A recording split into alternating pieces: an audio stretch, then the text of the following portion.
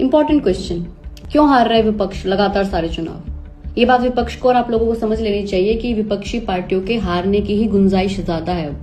हमारी आंखों के सामने ही देश में एक ऐसा मजबूत सिस्टम तैयार हो गया है कि उसको तोड़ना किसी के बस की बात ही नहीं है। कोई लेवल प्लेइंग फील्ड नहीं है। किसी भी जगह जो सरकार है वो लोगों के खाते में पैसा डाल रही है। मॉडल कोड ऑफ कंडक्ट लागू है, तब भी लोगों के खाते में पैसा आ रहा है। पहले चरण के चुनाव के बाद भी आ रहा है। ये पैसा तो 5 साल में कभी भी दिया जा सकता था, लेकिन चुनाव के दौरान ही क्यों? क्या विपक्ष पैसा डाल सकता है ऐसे लोगों के खाते में? नहीं। और इलेक्शन कमीशन बिल्कुल इस पर आपत्ति जता सकता था, पर कैसा हुआ? नहीं।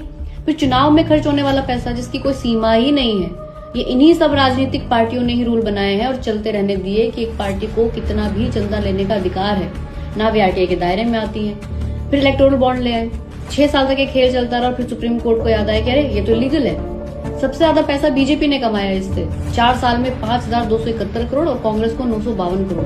कोई बराबरी है?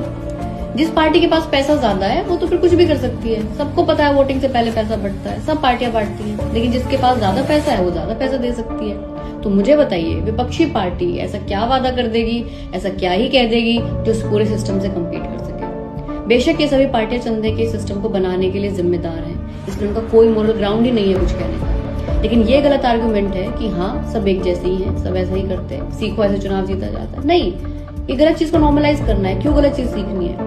ये लोकतंत्र है। जनता का काम है कि उस चुनाव में अंधे पैसे को नॉर्मलाइज ना होने दे। जनता का काम है कि इलेक्शन कमीशन से सवाल पूछे। जनता का काम है कि हर हाल में अपना सिस्टम यानी अपना तंत्र बहाल करे।